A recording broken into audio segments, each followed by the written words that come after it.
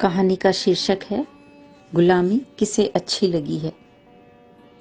गीत गीत, कहाँ हो तुम छुप जाती हो तो घबराहट होती है। अरे नहीं नहीं, छुपी हूं मैं, यहाँ हूं पार्क के किनारे, इस घरनुमा कमरे के अंदर।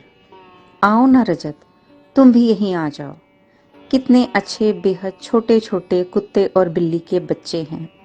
शौकीन लोग अपने मन बहलाने के लिए इन्हें खरीदते हैं, पर ये वाकई मन मोह लेते हैं। मुझे पर्शियन कैट पसंद है, लेने का मन है, पर यह कह रहा है कि डॉग लीजिए। कैट आपके साथ घुल मिल नहीं पाती, मौका मिले तो काट भी सकती है, पर कुत्ते ऐसा नहीं करते।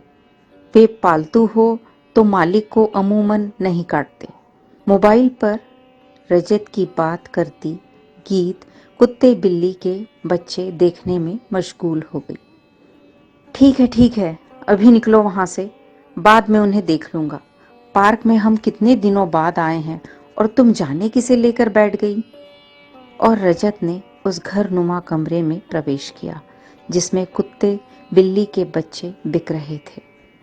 रजत, गीत ने नन्हा सा पर्शियन कैट रजत के कंधे पर रख दिया। रजत अंदर आते ही आश्चर्यचकित हुआ, इतने सारे कई नस्ल के बच्चे। गीत उसमें इंसानों के चेहरे देखने लगी।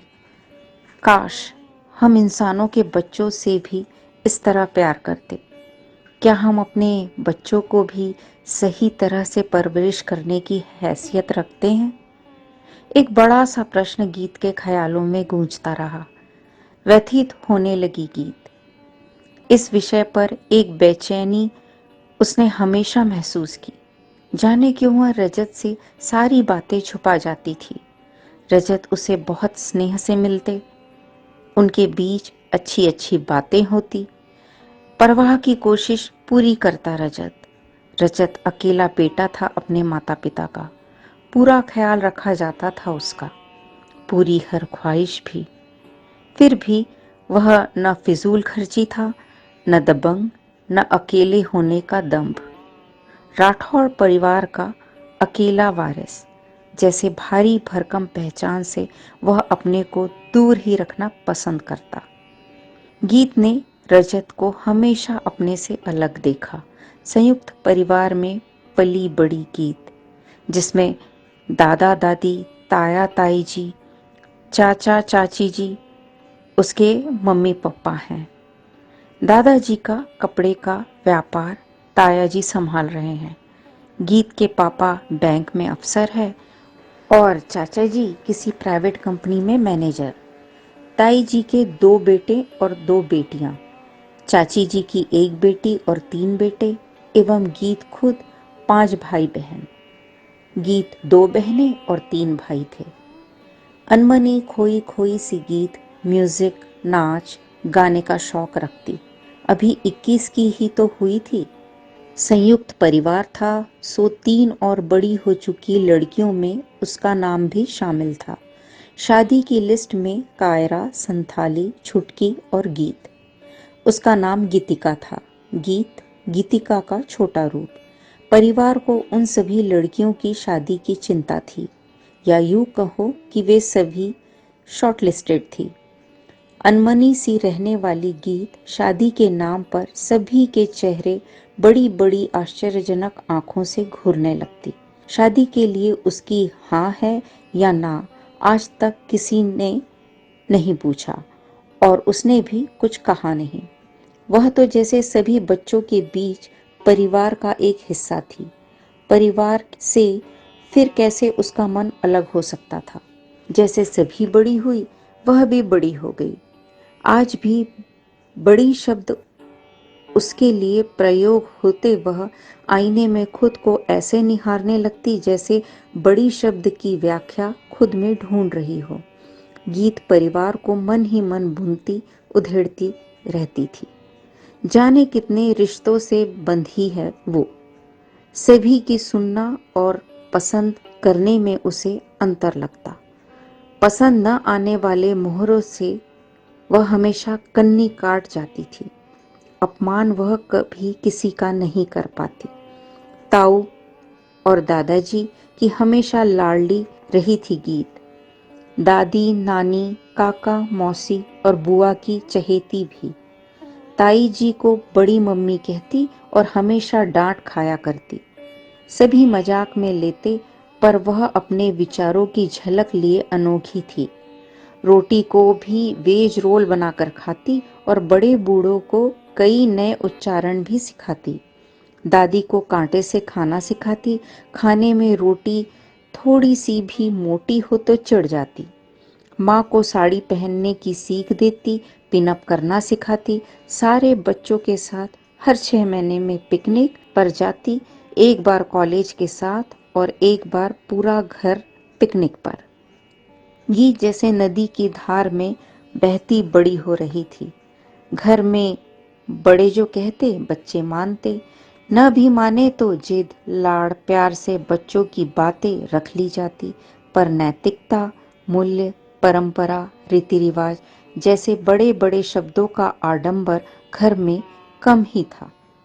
मान सम्मान मर्यादा को ना बच्चे भूलते, ना बड़ों की तानाशाही थी घर में। एक सौंधी सौंधी सी आर्द्रता थी व्यवहारों में। सब जैसे सहेजते चलते थे सभी को। वक्त कब गुजर जाता पता ही नहीं चलता था। कायरा की शादी के लिए आजमाइश अपने जोर पर थी। लड़के वाले आते, देखते और चले जाते। कोई पसंद करता, कोई नहीं। कायरा को जैसे चिंता ही ना थी, अपने पढ़ने लिखने में मशगूल। एमकॉम फाइनल ईयर की छात्रा थी कायरा। पोस्ट ग्रेजुएशन के बाद ही उसकी शादी करने का विचार था सबका। बस जब तब लड़के वाले आते और वह सज धज कर पानी ले जाती और कुछ सवालात और उसकी छुट्टी। कभी लड़के वाले पसंद कर लेते, कभी घर वालों को लड़का पसंद आ जाता, पर कायरा तक बात आकर रुक जाती। कायरा किसी को पसंद नहीं कर पाती। जाने क्या था उसके विचारों में। 5-6 रिश्ते गए, पर उसने सबके लिए ना कर दी। अब ऐसा भी नहीं था कि वह शादी नहीं चाहती थी। रिश्ते संथाली के लिए भी आते रहे थे। कायरा और संथाली ताई जी की बेटियां थी और छुटकी चाची जी की। छुटकी गीत से बस साल भर छोटी। संथाली सबसे बड़ी थी। पिछले साल ही उसकी शादी तय हो चुकी थी। शरद विदेश में इंजीनियर थे, अच्छा कमाते। घर परिवार वाले ग्वालियर में रहते थे। एक बहन थी नुपुर, शादी लायक। नुपुर की शादी के बाद शरद की शादी का विचार था, सो बात पक्की कर इंतजार चल रहा था। बहन की शादी अगले महीने ही थी, यानी संथाली की शादी भी आजकल में हो ही जानी थी। नुपुर की शादी में जाने की तैयारी जोरों पर थी। नए कपड़े, नए स्टाइल, नई सोच और बड़ी बड़ी जिज्ञासा। संगीत, मेहंदी, तिलक, सगाई, रोका और भी कई छोटे छोटे रस्मों रिवाज, लेना देना, जो बोझ ना होकर रस्मी तौर तरीके से जोड़े जाते, एक के बाद एक निपटते गए। गीतिका एक के बाद एक सभी को देखती समझती रही। उसे यह रस्म रिवाज अच्छे लगते, उसमें संस्कृति की, अपने परंपरा की सुगंध सी आती और वह मंत्र मुग्ध सी उन्हें जीने लगती। कभी विचारों में उलझते रिश्ते और सुलझ भी जाते। देखते देखते संथाली की शादी की तारीख पक्की हुई और विवाह भी संपन्न हो गया। लड़के वालों की हर रस्मों की डिमांड पूरी करते करते कब विवाह का दिन आ गया पता ही नहीं चला। आज कंप्यूटर इंजीनियर संथाली विदेश में अपने पति के साथ जॉब सर्च करने में जुटी है। साथ ही एमएस करने की कोशिश भी जारी है। वह दिन भी आया जब कायरा ने अपने मन की बात सबके सामने रखी। वह रोहित को पसंद करती है और अपनी पसंद से ही शादी करना चाहती है। रोहित एक गवर्नमेंट कॉलेज में असिस्टेंट प्रोफेसर की टेम्पररी पोस्ट पर कार्यरत है। बहुत जल्द स्थायी हो जाएगा। कायरा के कॉलेज में रोहित आते जाते थे, वहीं उनकी मुलाकात हुई। दोनों एक दूसरे को पसंद करते हैं और जिंदगी का साथ चाहते हैं। यह बहुत सुलझा सा ख्याल था। थोड़े नानुकुर के बाद सभी की सहमति पा ली गई। गीत को भी यह अंदाज भाया। गीतिका आजाद ख्यालों की तो नहीं, पर सुलझी हुई और खुले विचारों का स्वागत करती लड़की थी। कायरा को कई दिक्कतों का सामना करना अभी बाकी था। रोहित के घर वालों को बताना, उनकी सहमति पाना, सबका एकमत होना, रिश्तेदारों में खुसफुस, किसी की नाराजगी तो किसी का मुंह फुलाना। समाज में बदलाव के बावजूद शादी ब्याह के मामले में आज भी वही ठाक के 3 पात सी स्थिति है। पुरानी परंपरा, वही रीति रिवाज और वही लोगों को तकलीफ देते ढर्रे पर चलना। बहुत दुख होता है। पैसा देते हुए लोगों के पैर पूजना, हर रस्म अदायगी में पैसे रखना, लड़की के माता पिता का जरूरत से ज्यादा झुककर बात करना, जैसे लड़की की शादी नहीं कोई गुनाह कर रहे हैं। किसी भी बात के लिए लड़के वालों का अड़ जाना, बिना किसी बात के रौब दिखाना, आदर सम्मान में कोई कमी न होने के बावजूद छोटी बड़ी बातें, रस्म रिवाज गीत को चुभते। बोल नहीं पाती गीत, अंदर ही अंदर खौल कर रह जाती। विवाह जो 2 परिवारों का मिलन है, फिर लड़की वालों के परिवार का इस तरह दबकर रहना उसे अखरता और कुछ सही नहीं लगता। मन ही मन उधेड़बुन में जीती गीत कभी कभी बिना बात के जिद्दी हो जाती, कभी बिखरती हुई अपनी बात किसी के सामने भी न रख पाती। एमएससी करने के लिए गीतिका ने VIT Vellore institute of technology जाना चाहा। पढ़ाई के नाम पर घर के किसी बुजुर्ग ने कोई विरोध नहीं किया। वेल्लोर छोटा सा शहर, तेलुगु और तमिल भाषा का जूर। इंस्टीट्यूट में विद्यार्थी अंग्रेजी और हिंदी में बतियाते, लेकिन लेबर, गार्ड, प्यून, आया, बैरा या किसी स्थानीय कर्मचारी से बात करना हो तो अच्छी खासी मशक्कत करनी पड़ती। छोटे छोटे शब्द स्थानीय भाषा के सीखने जरूरी होते, तब आदर व सहजता से व्यवहार की अपेक्षा की जा सकती, वरना उपेक्षा ही नसीब होती। छोटे से शहर में घूमने लायक कोई जगह नहीं थी। इंस्टीट्यूट की कैंटीन, कॉलेज कैंपस, छोटे बड़े शॉप के अलावा सीएमसी, क्रिश्चियन मेडिकल कॉलेज जिसे गीतिका जानती थी, यही उसकी जानकारी के क्षेत्र थे। रजत से उसकी मुलाकात भी इसी कॉलेज में हुई थी। वह अपनी दोस्त की दोस्त से मिलने आई थी और रजत अपने दोस्त से काम के सिलसिले में वहां पहुंचा था। मुलाकात बस रास्ता पूछने की कोशिश भर थी, फिर वापसी का एक ही रास्ता तो साथ हो लिए और रास्ते मिलते चले गए। छोटे शहर में अक्सर मुलाकातें जल्दी और हर प्रमुख जगह पर हो जाया करती है। कभी कभी बस में साथ जाना, काटपाड़ी स्टेशन से मुंबई तक आना, कई जगह वे मिलते और पहचान पुरानी होती चली गई। दोस्ती की आदत पहले हुई और प्यार का इजहार होते होते ही हो पाया।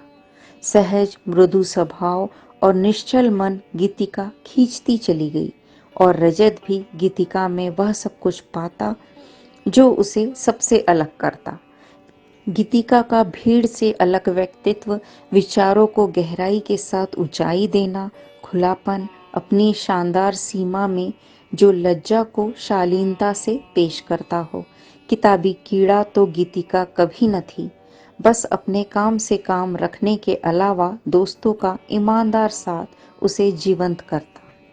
2 साल बाद गीत और रजत का नौकरी के सिलसिले में बेंगलोर में रहना हुआ। रजत के पिता व्यापारी थे और हर शहर से उनका व्यापार जुड़ा हुआ था।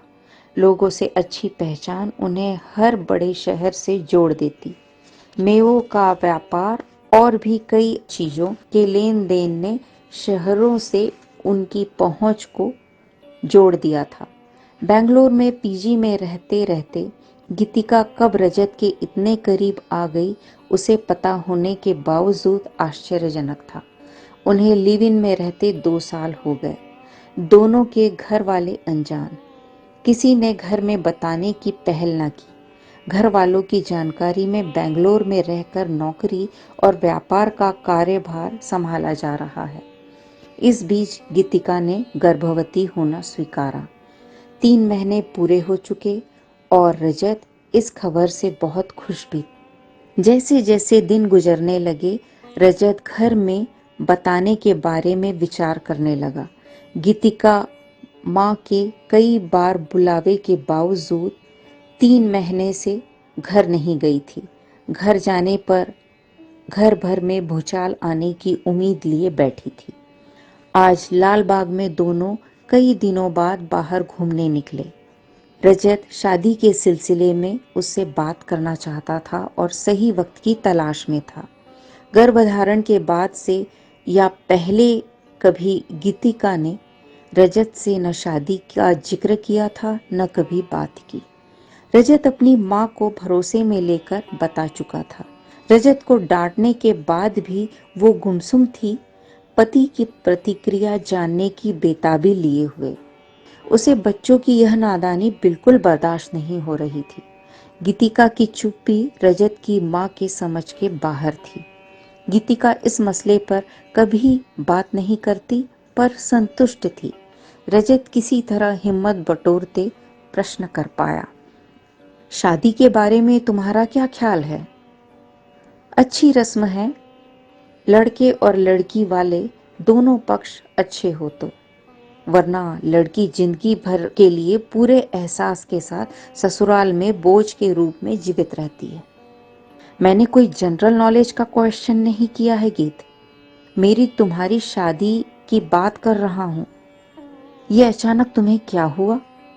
हम कई दिनों से लिव इन में रह रहे हैं, तुमने कभी ऐसी बात नहीं की रजत। अब जरूरी है गीत, तुम गर्भवती हो, बच्चा मेरा है, मेरी जिम्मेदारी है। हमने शादी के बगैर यहाँ तक का फासला तय किया, अब यह जिम्मेदारी मुझे उठाना है। शादी के बाद तुम मेरे घर रहोगी, हम दिल्ली शिफ्ट हो जाएंगे। शादी के थोड़े बहुत राठौड़ परिवार के रस्म रिवाज, फिर जिंदगी आसान हो जाएगी। बच्चों दिल्ली में पैदा हो तो अच्छा, माँ सारे इंतजाम कर लेंगी। डैड को पता चलने पर वे हमें यहाँ ऐसे रहने ही ना देंगे। बस तुम्हारे घर से एक बार रिश्ते की पहल हो जाए, सब कुछ आसानी से हो जाएगा। मैंने कोर्ट मैरिज की राय दी थी माँ को, माँ ने मना किया। मैं जानता हूँ तुमने अपने घर परिवार को अब तक नहीं बताया, लेकिन कहीं तो शुरुआत करनी पड़ेगी ना गीत। लड़की का शादी के पहले गर्भ से होना लड़की वालों पर कहर सा काम करता है। हमें जल्द से जल्द शादी के बंधन में बंधना जरूरी है। यह दोनों परिवार की अस्मिता का सवाल है। अब हमें बिल्कुल देर नहीं करनी चाहिए। तुम हाँ कहो तो माँ से आने को कह दूं। वे तुम्हें देखने के लिए उतावली हो रही है। एक दिन भी जाया नहीं करना चाहती। मुझे पूरा विश्वास है तुम्हारे परिवार का भी कुछ ऐसा ही रिएक्शन होगा। गीत, गीत, कहाँ खोई हो? कुछ सुना तुमने? मैंने क्या कहा? रजत ने गीत की खामोशी को झकझोरते हुए कहा। बहुत देर की खामोशी तोड़ते हुए अत्यंत शांत स्वर में मुखाग्र हुई गीत। मेरे घर से कोई पहल नहीं होगी रजत, कोई रिश्ता नहीं आएगा। मेरे गर्भ में मेरा शिशु है, मुझे इसके साथ रहने दीजिए। यह आपका भी है, इस अधिकार से आप कहाँ वंचित होते हैं रजत। शादी की बात तो मैंने कभी सोची ही नहीं। बदलाव तो अब समाज में भी आ चुके हैं। हमारा विश्वास और प्यार उसे जीवन देगा। शादी द्वारा एक औरत को एक परिवार से जुदा करके दूसरे परिवार में ले जाया जाता है, फिर उसका अपने माता पिता के परिवार पर कोई हक नहीं होता, खुद पर कोई हक नहीं होता। हर बात के लिए वह पति पर निर्भर और ससुराल की गुलाम हो जाती है। न छोड़ पाती है, न दिल से अपना पाती है, लेकिन सबसे अपने सुखी होने की मनगढ़ंत कहानी कहती रहती है। गुलामी किसे अच्छी लगती है रजत? मैं शादी नहीं करना चाहती। यह बच्चा मेरा स्वाभिमान है, तुम पर कोई बंधन नहीं। मैं तुमसे बच्चे के लिए कोई नाम नहीं मांगना चाहती। आप मुझसे जुड़े भी रह सकते हो या चाहो तो जा सकते हो। मैंने हमारे रिश्ते को दिल से अपनाया है और दिल से मान भी दिया है। समाज के शादी जैसे रीति रिवाजों से कोसों दूर हूं। अब यह आपको सोचना है रजत कि आप किसके साथ हो। गीत हाथ से पीछे आने का इशारा करती उठकर पार्क के गेट की तरफ चलती चली गई और रजत समाज का प्रतिरूप बना ठगा सा उसे जाते देखता, कभी ठहरता, कभी चलता, कभी दाएं बाएं मुड़कर देखता, अर्धविक्षिप्त सा पीछे पीछे चल पड़ा।